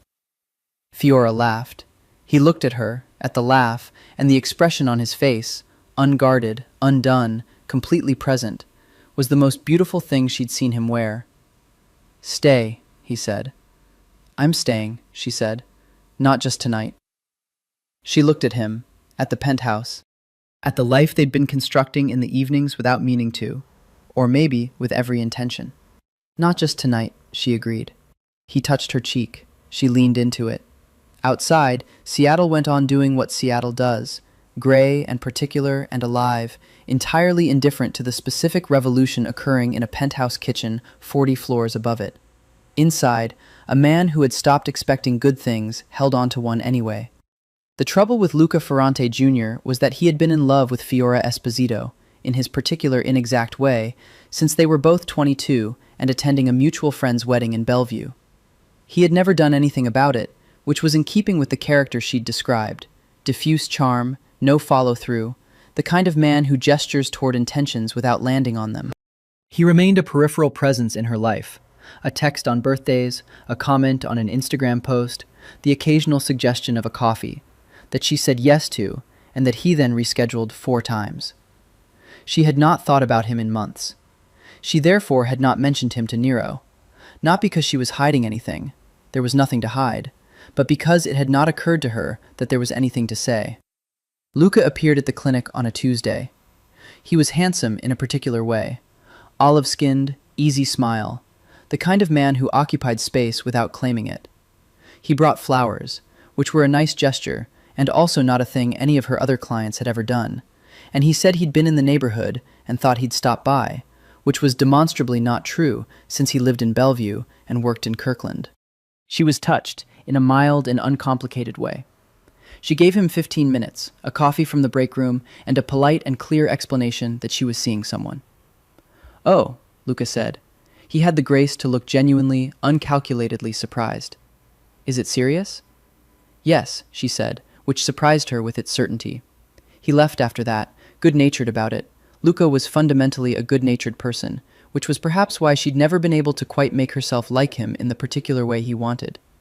She forgot about it almost immediately. She did not know that one of Nero's men, the one assigned to quiet, unobtrusive observation of the clinic since the Ricci situation, assigned with her knowledge and her grudging acceptance, had seen the flowers. She did not know that this observation had been relayed to Marco. She did not know that Marco had, with a professionalism she would later come to appreciate, simply informed Nero that a male visitor had come to the clinic, brought flowers, spent 15 minutes, and departed. She found out all of this at dinner that evening. Not because Nero raised it first. He was, she would say later, doing a very credible job of being normal. It was the slight tightness around his jaw when she mentioned, innocuously, that an old acquaintance had stopped by. "Luca Ferrante," she said. "You might know the family name." The jaw again. "I know the name. He brought flowers, which was a bit much." She speared her pasta. "I told him I was with someone." A pause. "He brought flowers." She looked up at the quality of his voice. "Nero." "I'm not—" He stopped, set down his fork, picked it up again. This was remarkable for a man of his composure, she thought. "I'm aware that I have no right to be jealous," she said. "I wasn't going to use that word." "What word were you going to use?" He looked at her. Something in his expression that was simultaneously the most powerful man she'd ever encountered and a person in the grip of something they absolutely had not planned for. "Concerned," he said. She bit her lip to stop the smile. This was, she recognized, not the moment to find him charming. "He's someone I've known peripherally for 10 years, she said, keeping her voice even. "He came because he has a habit of half-acting on things he never quite follows through on. I told him I was with someone." A pause. "I meant you." Something shifted in his face. "He left?" Nero said. "Of course he left. I was clear." Nero picked up his wine, set it down, looked at the table. "If he comes back," he said. "He won't. But if he—" "Nero." She reached across the table and covered his hand with hers. "I told him I was with someone, that I'm serious about. Those were my exact words." She looked at him. "I'm not a woman who is unclear about what she wants." He looked at her hand on his. "I know that," he said quietly. "So trust it." He turned his hand and closed his fingers around hers, and she watched him work through it. The unfamiliar territory of this, of having something to lose, of the specific vulnerability of caring about another person's choices with no ability to control them. "I'm working on it," he said. "I know you are." She squeezed his hand. The fact that you're working on it, rather than putting a man outside his house, is meaningful progress. He looked up at her with an expression that was almost, not quite, offended. I would never... Nero. A pause. The thought was briefly considered and immediately dismissed. She did laugh then, and he watched it happen with that expression, the one she was collecting, and after a moment the severity of his face broke, and he laughed too, low and real, and she decided that this was one of the best things she'd ever heard, this man laughing in the way of someone who didn't do it often enough. They finished dinner. He did not mention Luca again. But later, when they were in the kitchen cleaning up, his hand found the small of her back and stayed there. Not possessively, not as a statement, just as fact, as warmth, as the particular language of a man who was learning, slowly and with effort, to put his care into his body instead of his architecture. She leaned into it, just slightly. He noticed. She could tell by the quality of the stillness it created in him, the way something settled. Trust it, she said again, quietly, her back to him, hands in the sink. I'm trying, he said. The call came at 3 p.m. on a Wednesday in November, and it was from a number she didn't recognize, and she almost didn't answer it. She almost didn't answer it, and later she would think about that, about the way the most significant moments of a life often turned on the smallest, most arbitrary choices. Dr. Esposito, said the voice on the other end when she answered. Male, older, careful in the way of someone who was choosing words with precision. Yes, she said. My name is not important. What is important is that I have information about Nero Falcone that directly concerns you. I would like to offer it to you as a matter of... A pause. Professional courtesy. Her hand tightened on the phone. Who are you? Someone who has watched the Falcone operation for 15 years. Someone who recently learned that he's brought a civilian into his personal life, and who believes that civilian deserves full information before she commits further to a situation she may not understand completely. Cold, specific, deliberate. What kind of information? She said. A name. Sarah Mancuso. She waited. She was a woman who spent 18 months in Nero Falcone's personal life, approximately 7 years ago. A pianist. Entirely civilian, entirely uninvolved, by all accounts genuinely cared for by him. The voice was careful, measured, imparting facts. When a rival family, the Castillo operation, now dissolved, identified her as a potential leverage point, she was approached. She was frightened. She cooperated with them for a period of 6 weeks, relaying information about his schedule, his movements. Minor things, operationally, but things. Fiora's chest. What happened to her? She said. He found out. He ended the relationship immediately and completely. He moved her to Portland, arranged for her security, and to the best of my knowledge, she's lived there safely for 7 years. Another pause. He didn't harm her. I want to be clear about that. He protected her, even in ending it. But he has not, since then, permitted himself a personal relationship. Until you.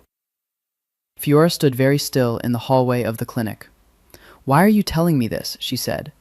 Because you should know that the walls he keeps are not abstract. They're built on a specific experience of being betrayed by someone he loved, and of the danger that proximity to him can create. You should know the full context before you... Before I what? Her voice was very quiet. Before I decide what to do with my own life? A pause. I'm offering information, the voice said. No, she said. You're trying to frighten me into leaving. She held the phone tighter. I don't know who you are or what you want. But if you call this number again, I will be telling Nero Falcone about this conversation in detail. She hung up. She stood for a long moment in the hallway. Then she called Nero. He answered on the second ring, same as always.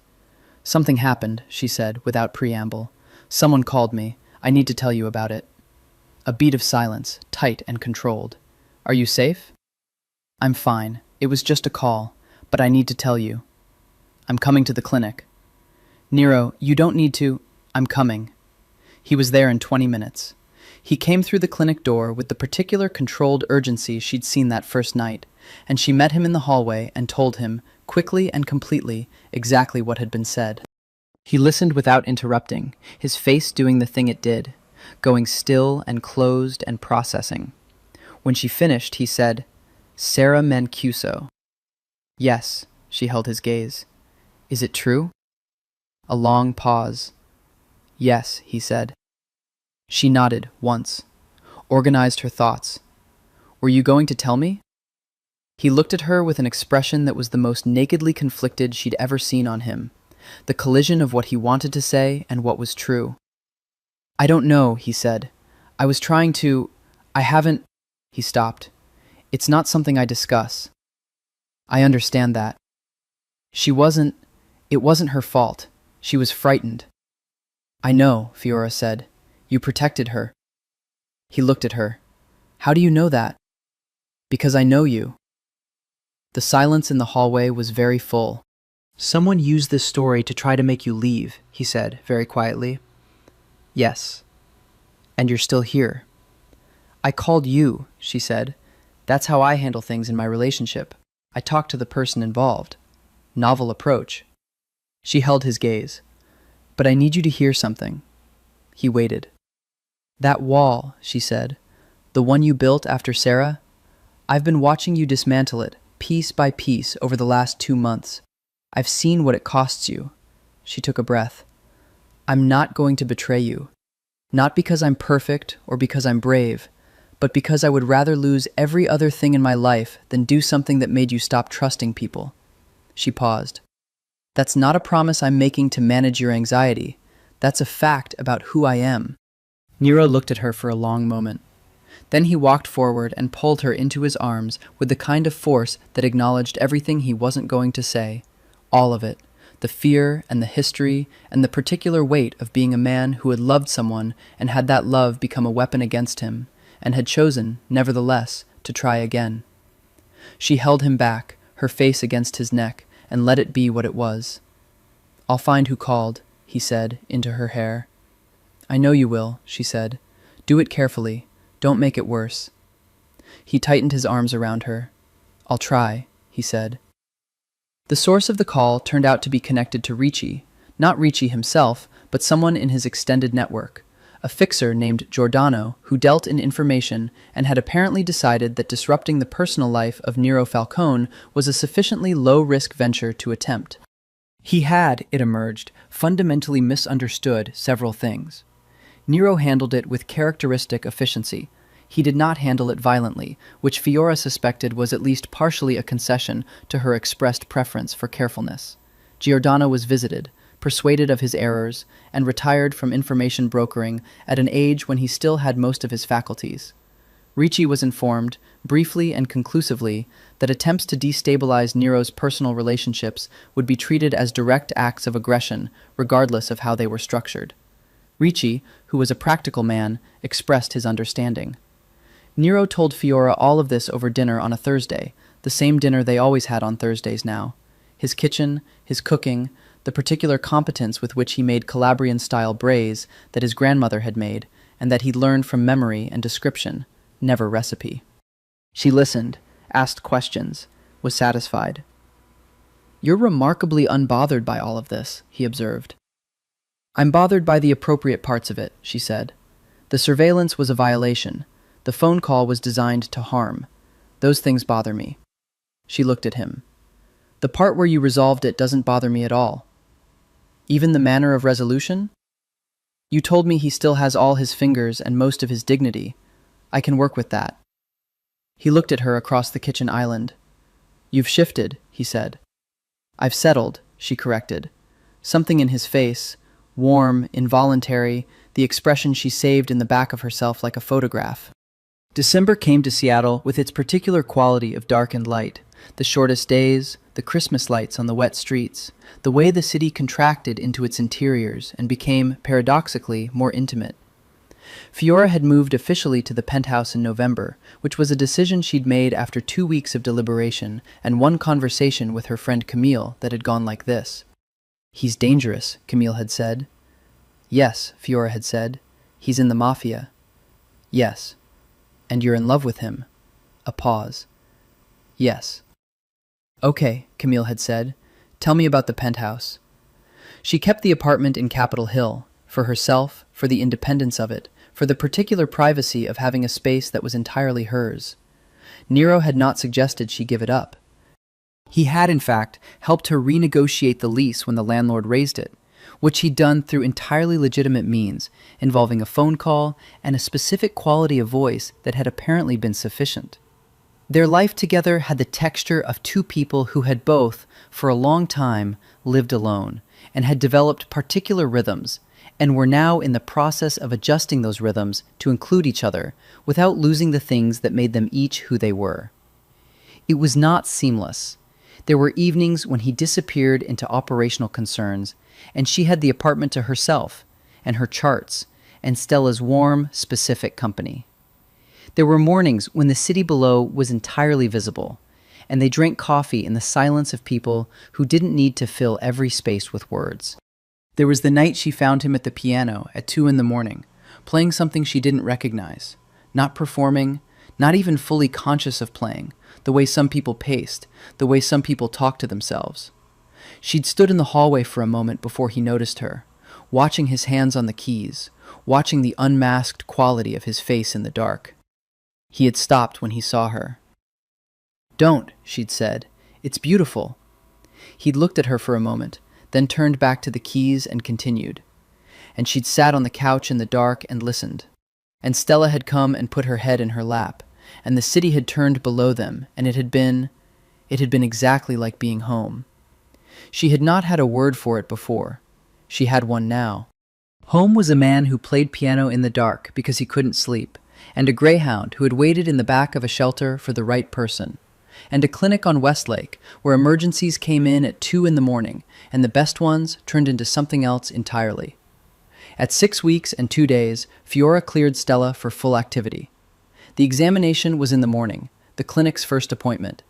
Nero had insisted on the earliest possible slot, which she'd thought was impatience, until she understood it was because he'd been waking up and watching the dog's face every morning since the shooting, the specific guilt of a man who felt responsible for harm that had come to a creature in his care.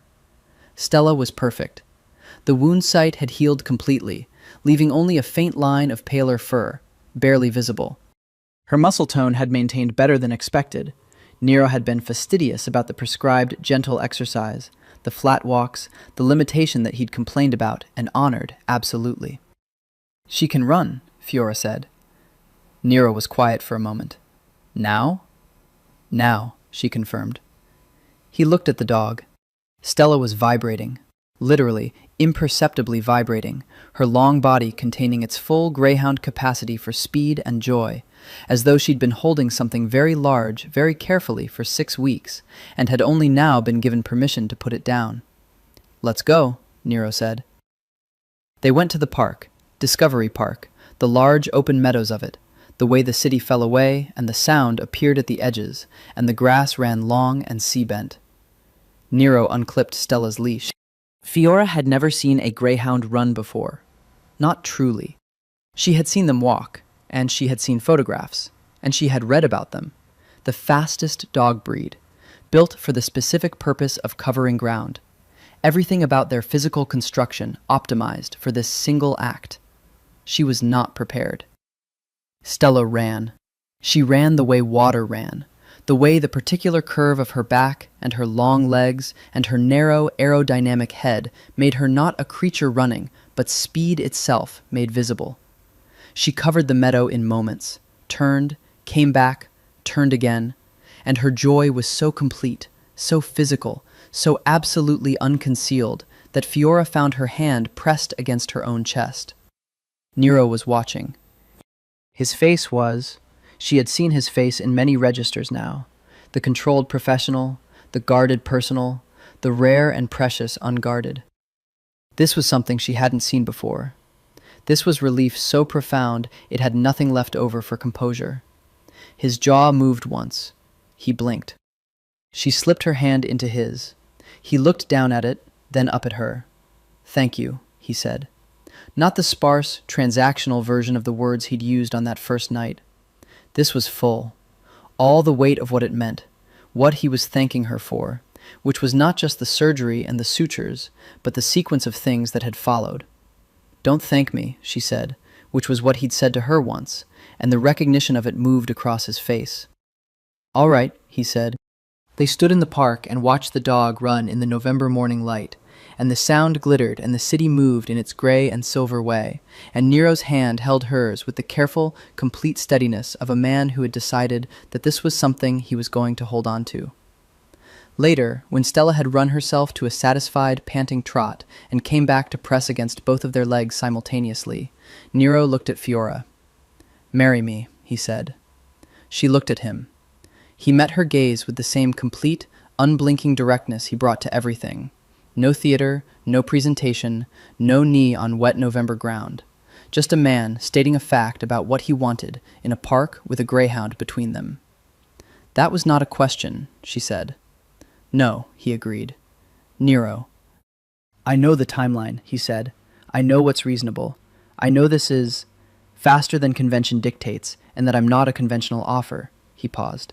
"But I've spent 10 years being very deliberate about everything, and the one time I stopped being deliberate was when I walked into a clinic at 2 in the morning and you told me to wait in the waiting room, and everything since then has been—" He stopped, found the word. "Right. Everything since then has been right. And I don't see a reason to take a long time arriving at something I've already arrived at." She looked at him for a long moment. She thought about all of it. The waiting room, and the recovery room, and the dinner, and the kitchen, and the piano at 2 in the morning.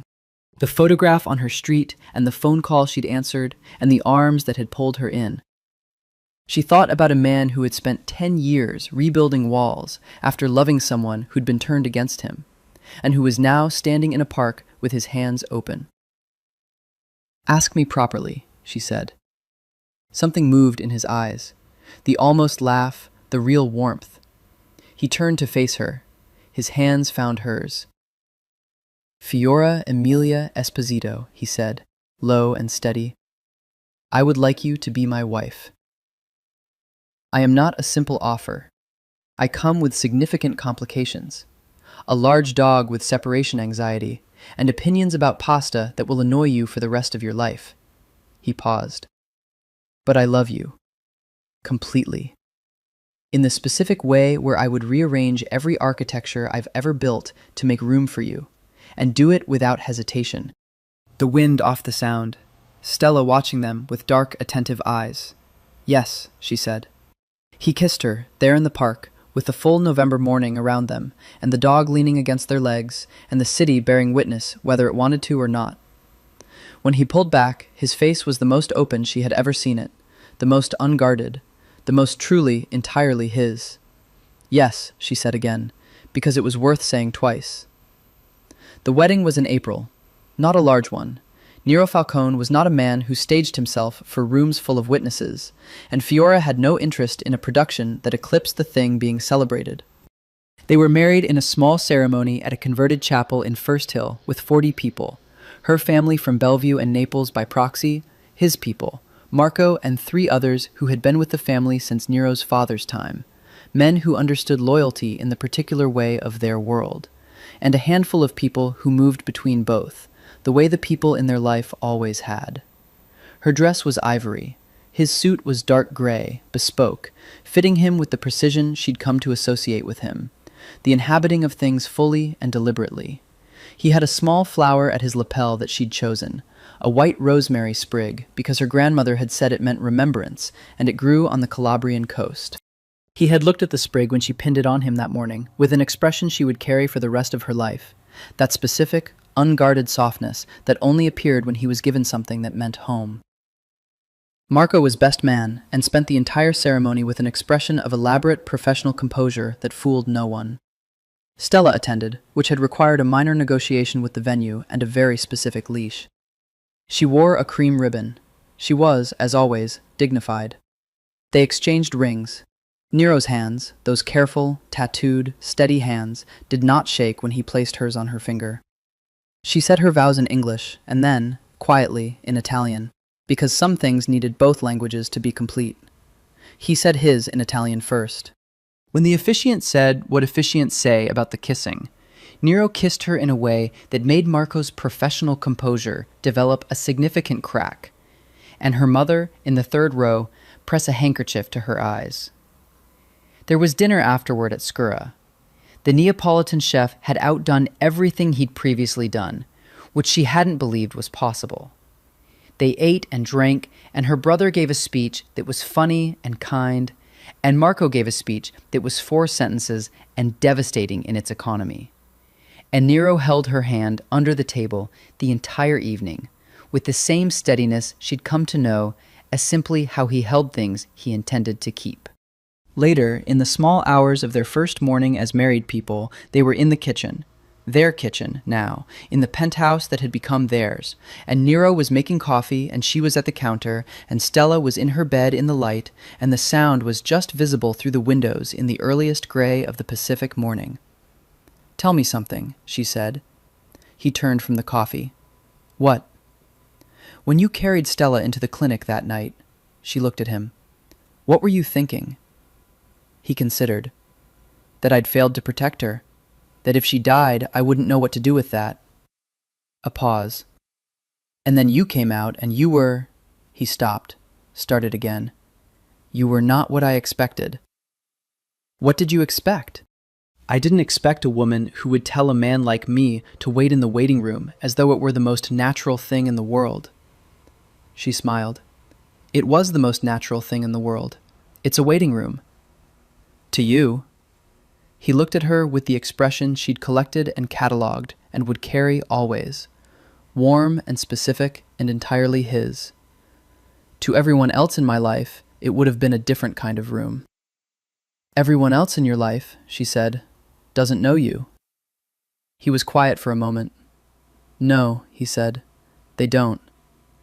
He brought her the coffee. She took it, and his hand with it, and they stood at the window with the city waking below them and the dog dreaming in the early light. And she thought about the particular, improbable, entirely right sequence of events that had deposited her here, in a life she'd never have planned, with a man she'd never have imagined, more certain of herself and of where she belonged than she had been at any point she could name. A dog brought to an emergency clinic at 2 a.m, a man who held things carefully that mattered to him, a waiting room and a recovery room and a kitchen at 1 a.m, with tea and the slow, effortful, genuine work of 2 people choosing each other. "What are you thinking?" Nero said. "That everything good that's happened to me in the last year started with a greyhound," she said. He looked at Stella. "She has good taste," he said. Fiora leaned into his shoulder. "She does," she agreed. Outside, Seattle moved into its morning. The water turned from gray to silver to, as the sun made its slow Pacific climb, something that approximated gold. Nero Falcone, who ran something dangerous and had built it into something he could bear, stood in the kitchen of the life he hadn't planned on, with the woman who had told him to wait in the waiting room and then made everything that followed possible. He held on to it. He intended to hold on to it for a very long time. In her bed in the light, Stella raised her narrow head, confirmed that all the important people were accounted for, and went back to sleep. Some things, once found, stay.